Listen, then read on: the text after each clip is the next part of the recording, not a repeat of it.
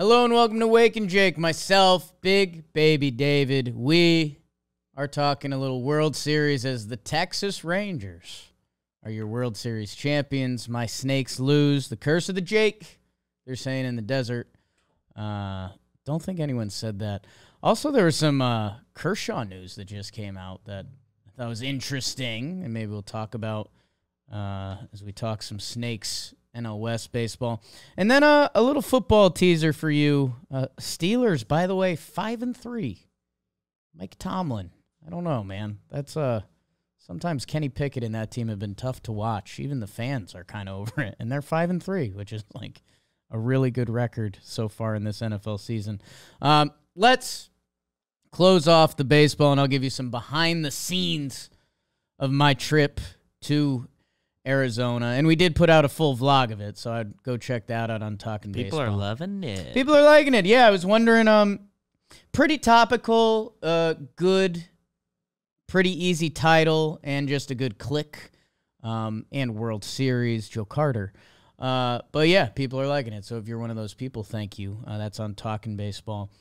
Man, oh man, let's start with the Texas Rangers. They won the World Series. That's fair. I think I can wait to give my Snakes soliloquy. Corey Seager, wherever you rate him as a baseball player, it probably needs to be higher. He is a massive human. Trevor Plouffe said that before I did, so don't just take that from little old Jake. Corey Seager is listed 6'4", 215. I think there's an argument he's more filled out and seems like the guy that would be a 6'5" that says he's 6'4". Anyways, he's awesome. He had a 7-WAR regular season where he only played 119 games. That's pretty crazy, huh? What's that math turn into? So 120, 7 into 120, everyone knows that math. BBD's on it. He's our numbers guy here. He won dotted this year at shortstop. That'd be it's a 9-3 WAR win season. What, over 160 games? So he was basically on pace for what Judge did last year when he broke the home run record.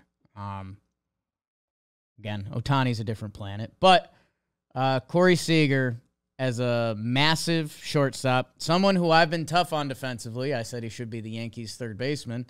He should be the Yankees' shortstop. He should be any team's shortstop. He made some very solid defensive plays. The double play they turned where he let out a big woo. Every routine ball at him, he took care of. And again, maybe this is blinded from some Yankee culture, but that's why we all like Jeter. When there was a play to be made around him, he got it. I know the range got old when he got old, but so does it for every shortstop. Anyways, enough Yankees talk. They stink. Whoa. This series felt fairly close, which for a 5-1 gentleman's sweep at the end feels odd. Texas Rangers went undefeated on the road. That's pretty crazy. A couple teams had done, I think 98 Yankees or 96 Yankees. A Yankees team had done it. Oh, more Yankees. Shut up. I was surprised it wasn't like the first team to do that. I saw there's a stat there's a few teams. So that was a little surprising. I guess playoffs used to not be as long either. But crazy performance on the road from the Rangers. Not having a scary bullpen, or I guess depending how you look at scary, they did have a scary bullpen. Add them to the bucket of teams that was kind of their biggest question mark coming in, and they found resolve with it.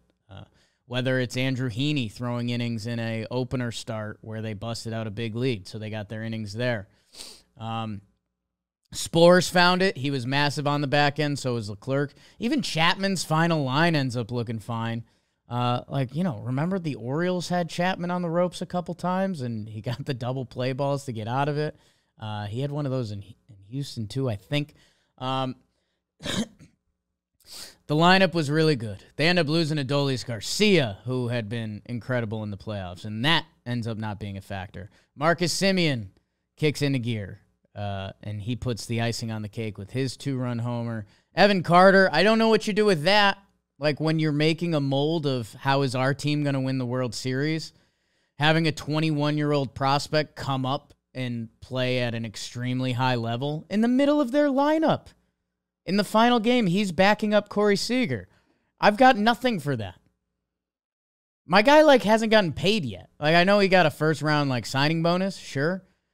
Evan Carter's Instagram today, he'll be setting up at the Dick's Sporting Good on November 5th, signing autographs. Okay, Corey Seager's not doing that because he's got $300 million plus on his way. So yeah, that part I got nothing. I have nothing for you. I've never really seen that. I will say I know Jimmy was saying after Game 4 where it seemed like the thing was closed down and it felt kind of rude because that's not how baseball works. But Jimmy really wanted to do a how this team is built. And it's more of a mix than you think. I mean, Seager and Simeon are super signings that a lot of teams don't do. There's a lot of teams have never done one signing like that. Right. Sure. Right. I mean, those are two massive ones, and that's before you get to the pitching. But, Adolis Garcia was a guy who clicked for them, and there's a little LOL Cardinals out there, which Jolly Olive video. Nate Lowe, Jonah Heim are some interesting trade guys that they went out and got. And then Young, Tavares, those were guys that were in the organization. Either way, it came together to be one of the most feared lineups in baseball, especially when they were right, which they were outside of an August funk that almost cost them their season. I mean, that's the other part of this that's bizarre. I know there was a little bit of, what's the term? If the Snakes won this World Series, there was a little bit around baseball that was oh shit, man. Everyone... Front offices already lean into the get into the playoffs and we'll figure it out. If the D-backs won, the 84-win D-backs, a lot of front office's goal was going to be to win 84 games, which we found out that was the Seattle Mariners front office goal as is. So that's a whole nother issue. This Texas Rangers team at many different points this season was considered an elite top-end team in baseball.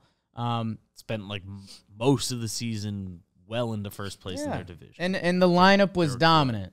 I think the pitching side of it gets really interesting because Eovaldi, they went out and got. John Gray, they got out a couple years ago. Even Heaney, they brought in. Dane Dunning was the trade for Lance Lynn back when they were the selling Texas Rangers. Jacob deGrom was a massive, massive free agent contract. Jake Odorizzi was on contract with this team. I think he's heading to free agency. Martin Perez accepted the qualifying offer right under $20 million. So this team had a lot of pitching. They added Jordan Montgomery at the trade deadline. They traded for Chapman. The amount of pitching assets that this team ended up on its final roster was crazy. And I think the crazier thing about it was the pitching. I don't know. The pitching wasn't the ultimate factor. Obviously, it was big. Nathan Eovaldi goes toe-to-toe with Zach Gallen while throwing a no-hitter in a World Series game. So, but with all of that, the lineups remaining the separator between them and other teams is very impressive. The cluster runs. The cluster runs were crazy. It felt like if you were going to give up a run to them, you were going to give up 4 or 5. Literally back-to-back 5-run innings with 2 outs. That this series was close, and you do understand why, and it annoys us that front offices say, hey, the playoffs are a crapshoot. They are a little bit. You still want to be as good of a team as possible because that gives you the best chance to win. You can improve your own luck. I think there is more around the league being talked about just the difference between regular season and postseason, that it is a different game. And I think you're going to see teams start to mold rosters a little differently, that some things will correct over 162 games. Some things in a short series don't. And just having a lineup with as many hitters as you can, having balanced lineups, because I think the thing that's probably the biggest variable is, whatever team you might play in a 5-game series, they could have 2 left-handed hitters get hot. They could have 2 right-handed hitters get hot. Or you could face a team that is primarily righties or lefties, pitching-wise. That I think that is the bigger variance. I'd have to get more research and development on that. But the Texas Rangers are a great team. They invested a lot into their team via free agency, via trades. I didn't say Max Scherzer's name yet. They added him at the deadline. Remember that? So that's pretty crazy. They did it all. They added at the deadline. They've made small, quote-unquote, smaller trades. Like Jonah Heim at the time didn't seem like a game changer. Mitch Garver getting game-winning RBI hits and hitting in the middle of that lineup. He was traded for Cy KF. Like this team did it all. Complementing their deadline acquisitions even more. Like they obviously lose DeGrom for the year fairly early in the season. Evaldi missed a huge chunk in the middle. Like you're missing your presumptive 1 and 2 guys, and they went and got the 2 best starting pitchers moved at the deadline. Like the urgency this front office acted with, like, has to be commended by anybody like having this conversation. Like they acted with good urgency. Anything you'd want, every way you can. Anything you'd want rewarded. Big free agent signings, trades at the deadline, going out and get it. Trusting a few kids. And by the way, like again, this was a couple games away. Rangers, Mariners down the stretch. Like this was a couple games away from them not even being invited to the dance. So you're towing the fine line, and who knows where luck and skill overlap. But Texas is a good model to hopefully copy for other teams competing for championships. Evan Carter, I don't know what you do with that. And awesome. And Corey Seager, man, again, special player. Top 5 baseball player. Not wrong to have him on your list. I think the other thing that's I just ended up laughing at a little bit. As I take it over to the Diamondbacks, my Snakes, losing game 1 hurts a lot. After they get the blowout win in game 2, like they would have been up 2-0 after a blowout win. Who knows if they win? Who knows if they win game 2? If they don't blow game 1, you just never know with sports. But that one's gonna haunt Arizona sports fans for a bit, I think, because that obviously changes the whole tone of the series. I mean, even not scoring early on Evaldi, like I think if they get 1 or 2 runs, they probably pull Gallen quicker in that game, and who knows how that goes. You could do that with sports, especially baseball, a lot. They end up losing in 5 games. The lineup ends up feeling thin. I mean, Corbin Carroll he contributed in so many playoff games and never felt like he had his only one, like, wow, Corbin Carroll game was game 7 against the Phillies, which, hey, that's a hell of a time to have it. Every other game, it was like, a 1 for 3, a 2 for 5, something like that. It never felt like he had the kind of final blow. And it kind of thought he was teeing up for that. He gets on his first at bat and he steals instantly. No, Ketel Marte was a constant threat throughout the playoffs. And then, think about where we're at in the Snakes lineup. Gabriel Moreno, who really good baseball player. For this rookie year, he cleaned up being one of the best, if not the best, defensive catcher in baseball. He ends up hitting third, which, against lefties, he is a massive threat. He one-dotted this year.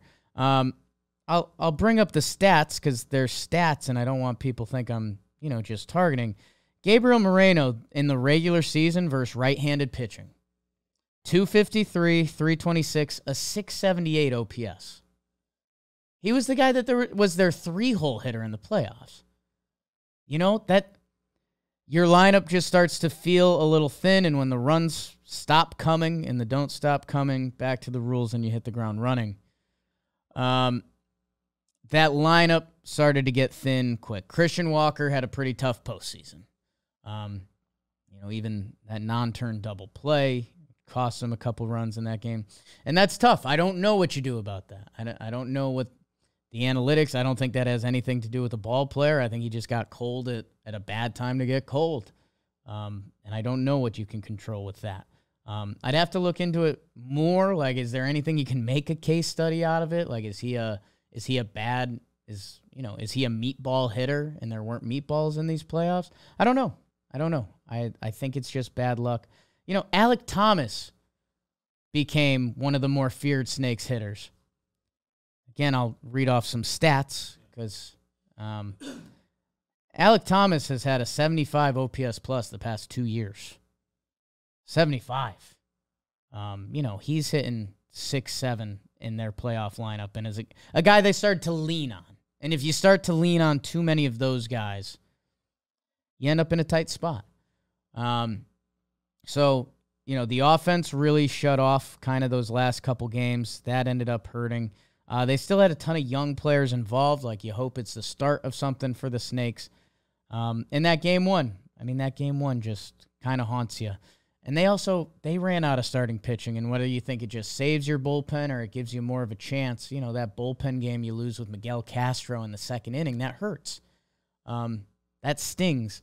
And they were really, Brandon Pfaadt coming into the playoffs, for everything I'm saying about Alec Thomas and Gabriel Moreno, Brandon Pfaadt's regular season was 96 innings to the tune of a 5.72 ERA. He was a 76 ERA plus. It was 25% worse than your league average starting pitcher. And he ended up having like a dominant postseason run. So it's where the nerds are kind of right. There is a little bit of a luck factor and something clicks and maybe you're healthy or you find something in your swing or you're young and you break out or whatever it is. That some of that isn't quantifiable. But man, having a good roster. Wow, there's the analytics kicking in.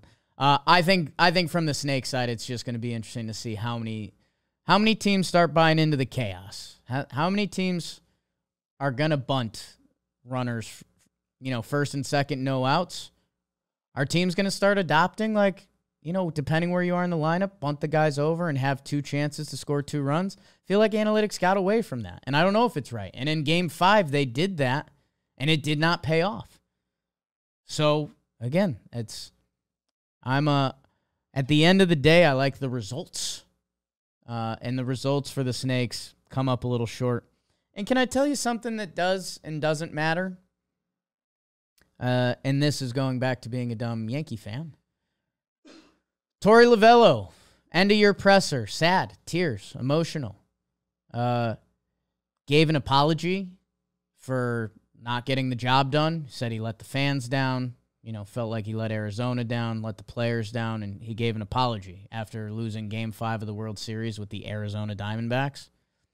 Just a little reminder, as the Yankees are about to commence their audit, which they could have commenced a month ago, but they just haven't. Not sure what that's about. The Yankees in 2021 lost a 1-game wild card to the Boston Red Sox, and they said the season was a success. Torey Lovullo, losing Game 5 of the World Series, apologized to fans for not getting to where he wanted to go. That's just something that's been on my mind.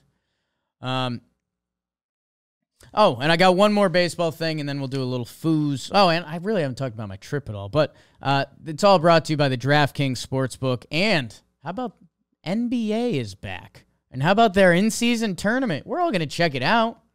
Maybe there's some extra juice See what there. it's about. And DraftKings, there's a little extra juice, because if you throw down $5, you will get $200 instantly in bonus bets when you are on an NBA game. Win or lose, it doesn't matter.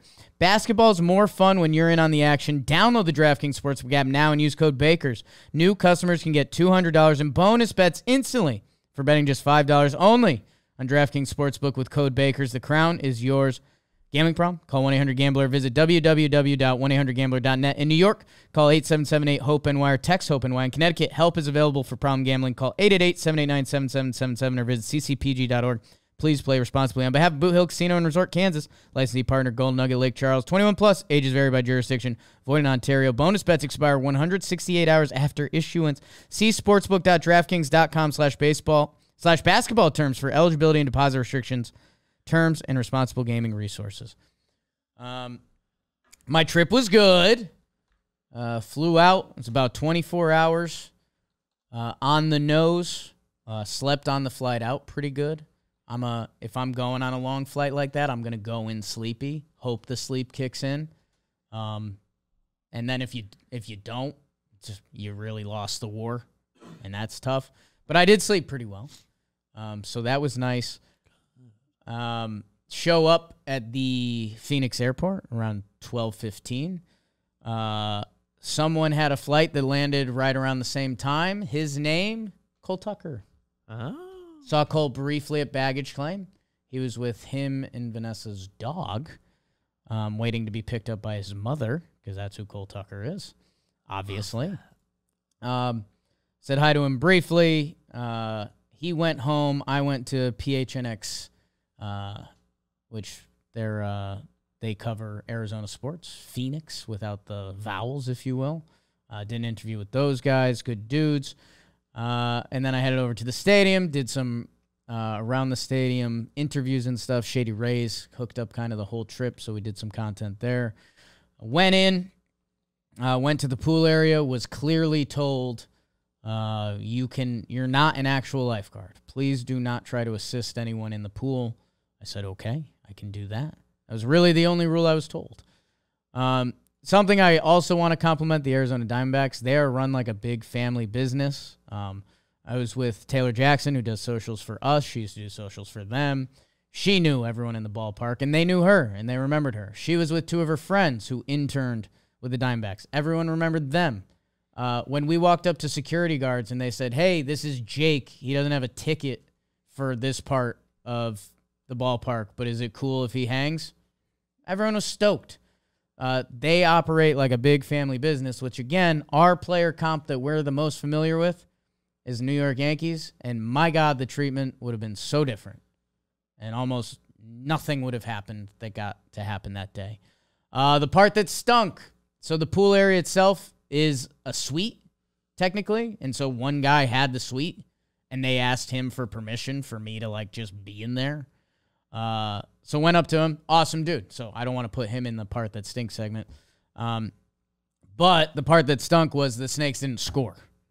And Beebs, I know you heard part of this, but the guy second or third inning, he looks at me and he's like, hey, no one has gone in the pool. I asked the real lifeguards who were there, by the way, easiest job in the world. Literally no one went in the pool. Lifeguards. Kind of crazy. Two of them. Anyways, so the guy was like, hey, good gig. Home run in the pool. And there's a little bit of me that did not want to go in the pool because I had a flight in a couple hours. 11 p.m. Game starts at 5 p.m. that time. I have a flight at 11. So, there's some risk reward there if I get in the pool.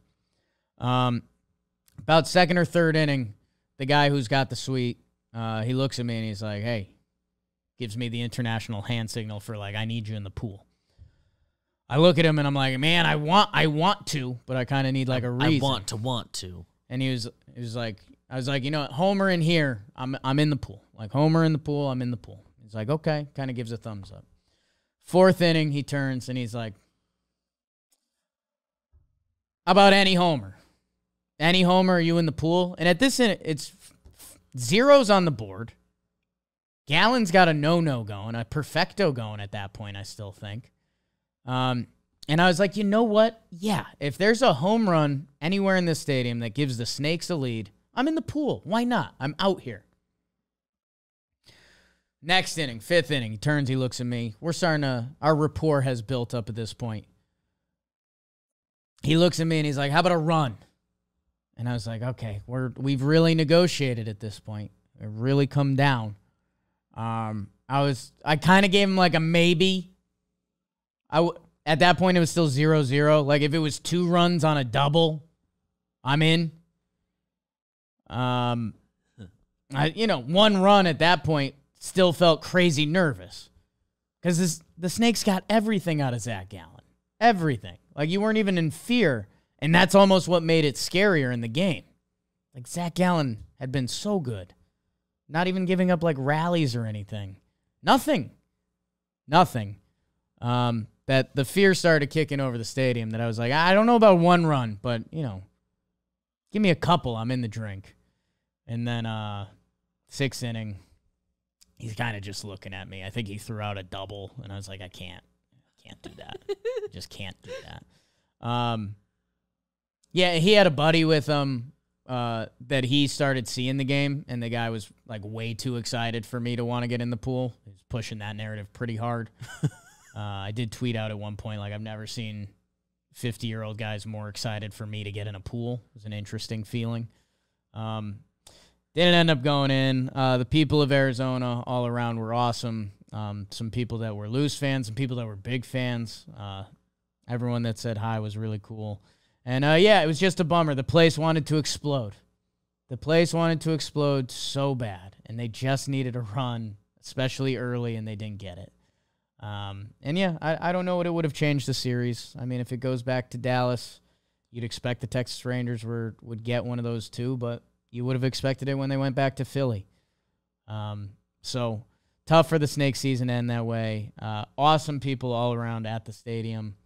And yeah, I don't know. I guess my other silver lining thing that I've been pushing is like Arizona has grown so much as a city, or Phoenix has grown so much as a city, especially since the Snakes became a team, won the World Series in 2001. And they have so much minor league stuff out there. Like, Arizona should be like a baseball haven. A lot of players live out there. So, I don't know. I've said that on Talking Baseball, and maybe from there too. Yeah, like I think I said it on Talking Baseball. Like, hopefully this is a big step in Phoenix and Arizona becoming more of a baseball powerhouse area, because it has all the ingredients. And same with Dallas Arlington, if we're being honest. Like, they built that new stadium. It comes right before COVID. That ends up kind of sucking for the franchise. Texas had never won a World Series. How nuts is that? Texas Rangers, they've had some good teams. So they have a World Series. That city has grown a lot. Like, I was going to say since they've won a World Series, but, if you go back to, like, the Texas teams that really had some heartstrings, like Pudge, Juan Gonzalez, like the Texas Rangers used to just mash and mash and mash. They never won. And then you had those early 2010s teams that were really good too. Got super close and did not win. That should be a big baseball area. Obviously, football is always going to dominate down there. But that part of the country just likes winners, man. And this team won. And hopefully they've got the sauce going forward down there. I thought I had one other fleeting baseball World Series thought. Just one away. So I guess I'll hit real quick. I think the breaking baseball news from today was that Clayton Kershaw, hurt and out.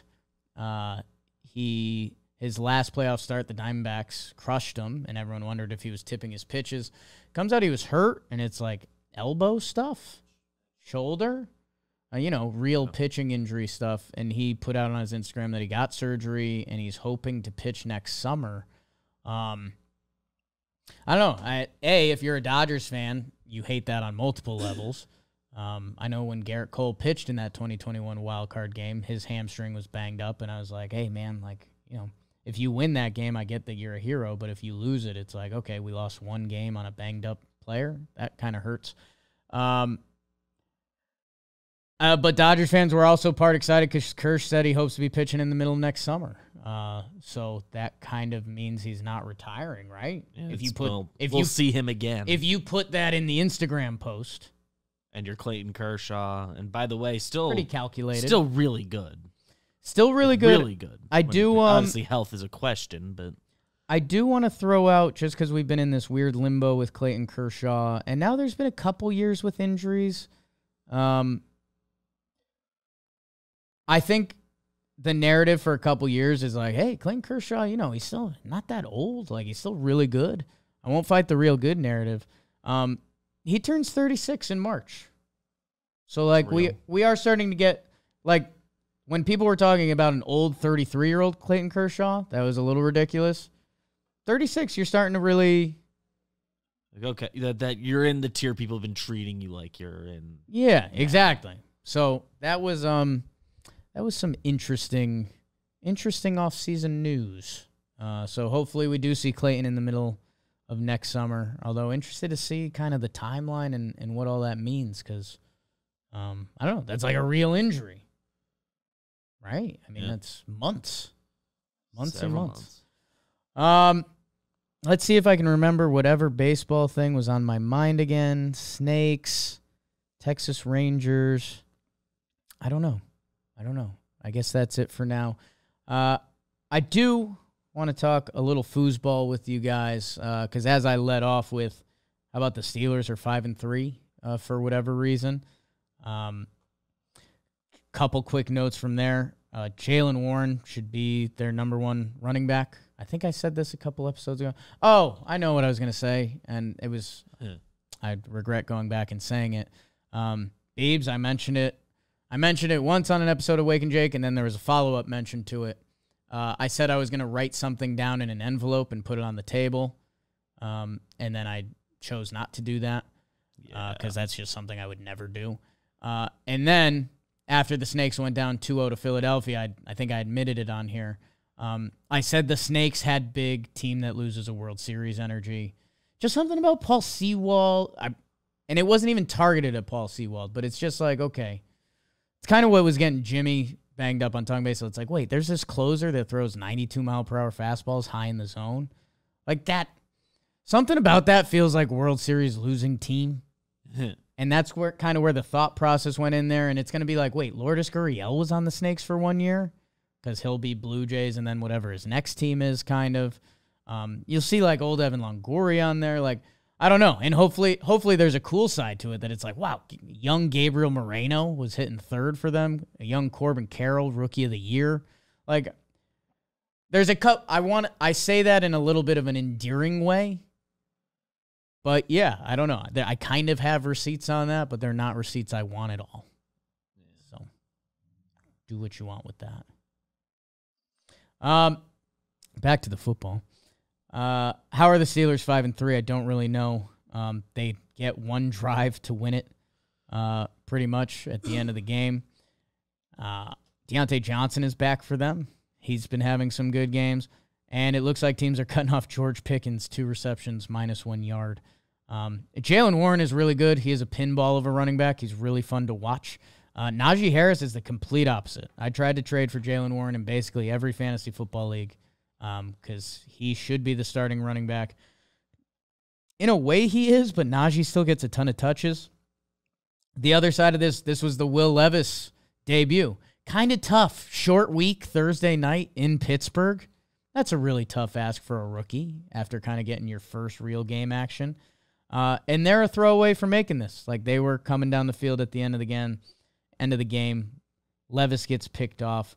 Game they had the lead through the half, but something about playing in Pittsburgh, something about Mike Tomlin being more than a good enough coach.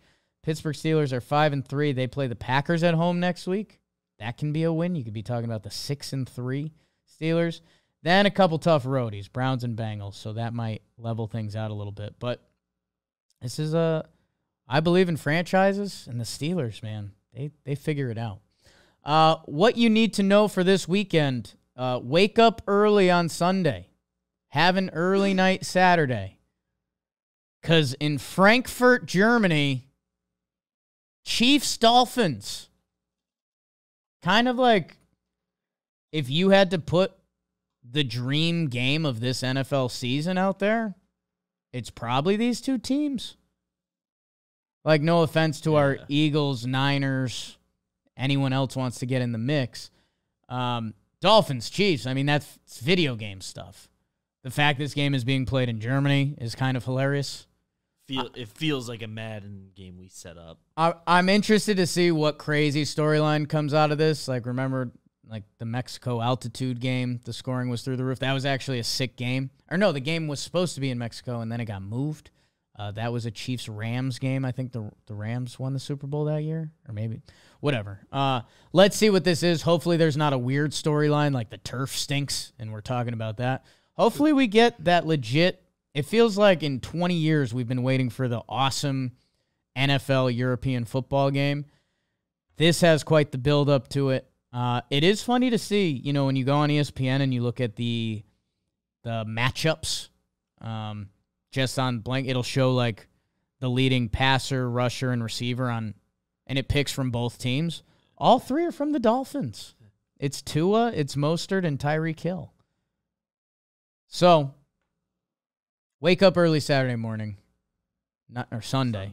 Sunday. Don't wake up Saturday. Well, you can wake up Saturday. Please wake up Saturday. Wake up. Don't let us know if you don't wake up Saturday. How about Dolphins Chiefs to get the weekend started? Vikings Falcons. I'm all right on that. I'm good. Cardinals Browns. Cleveland Browns with a chance to improve to 5-3 to keep up with that crazy AFC North. They're 10-point favorites with the over/under being 38.5. Cardinals are now 1-7. Remember the pesky Cardinals? Wow, they're playing tough. Yeah. Rams Packers is a little bit of a loser bowl. Nope. Commanders Patriots, same. Bears Saints. I guess Saints still have hope this season. Kamara's got a couple highlights that remind me how fun he is.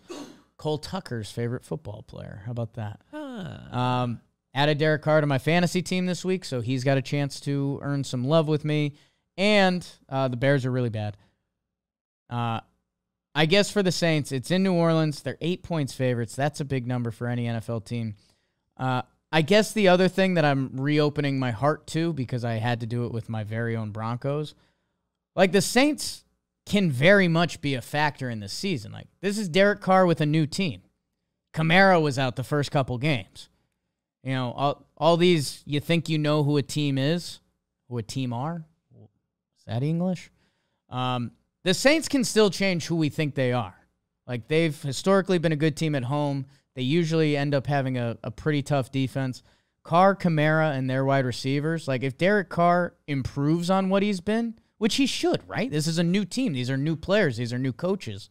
If he improves, the Saints can still be a part of this season. Little bias with Derek Carr getting the start in fantasy for me. A game you should know about, although this game is for the birds. Seahawks-Ravens. 5-2 Seahawks. One of my friends, who is a 49ers fan, endearingly calls them the Shithawks. Ravens have entered back into the elite teams in football. Their defense is rated as one of, if not the best team in football. Lamar's kind of doing his thing, although the numbers aren't crazy gaudy. But he's got a good crew around him. You know how much I like the Seahawks sneakily. I think Kenneth Walker III is a really good running back. They're three wide receivers, and their tight end Fant when he gets the ball. And you know I'm a Geno guy.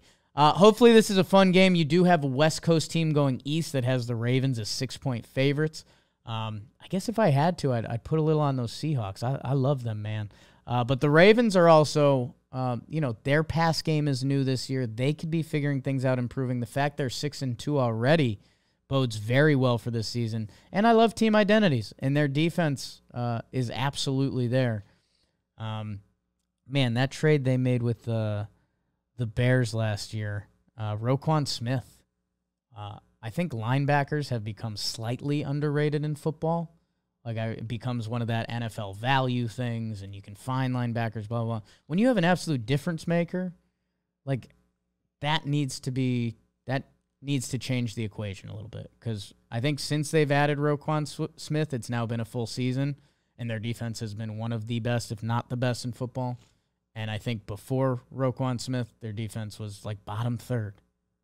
Is that all him? I don't know, but he deserves a lot of the credit. That's a fun 1 o'clocker. So if you're going, some of you may be red zone folks like me, but 9:30 Dolphins Chiefs, if you can make your way to the 1 o'clock Shithawks Ravens game, see you there. Bucks Texans, I think we're good on that pop, although don't be surprised if you get some good highlights from that game. That reeks of a good, bad red zone game for me. Colts, Panthers, kind of good on that. That starts your 4:05 slate. Giants, Raiders. Sorry, Beebs. Crazy that the Raiders are favorited. Yeah. I mean, that's all-time stuff. What's the full list? GM, head coach, both fired, quarterback benched. Somebody's probably hurt, too. That's nuts. Yeah, I don't... Over under 37.5. That's... I'm good on that. And then we've got a couple gems. Uncut gems. Man, it's going to be quite the Sunday. Marathon Sunday in the city. How about them? Dallas Cowboys are playing the Philadelphia Eagles, 4:25. That's the time of the game. I said that kind of weird. The 5-2 Cowboys are playing the 7-1 Eagles. Eagles are undefeated at home. They bounced back from their Jets loss. Their 1 losses to the Jets. My God. They beat the Dolphins, and then they had that weird kind of shootout-y game with the Commanders last week that became kind of a fake shootout late, but was entertaining. They host the Cowboys, NFC East. Man, they have a fun stretch. Look at this for your Philadelphia Eagles. Tony's Philadelphia Eagles. Cowboys, Chiefs, Bills, Niners, Cowboys, Shithawks. I like them. Why am I calling them that name? It's just funny to say. That's 6 weeks of really good teams. So Eagles are going to get a little test run here. At home versus the Cowboys. The Cowboys coming off one of their more impressive efforts. They roll up on the Rams. They beat the Chargers on a weird Chargery game the week before that. On the road, though. Whatever. It's the NFL. They got rolled by the Niners the week before that. They rolled on the Patriots the week before that. So for me, I have this as more of who are the Cowboys than who are the Eagles. I think we know who the Eagles are. They're a really good team. They're going to be in it and around it towards the end. They dominate both lines, the whole tush push. Eagles, we know what they are. I don't know about the Cowboys. I've flip-flopped on them already. I thought they were going to be one of the best teams in the league. That Cardinals loss was still kind of shook me to my core a little bit.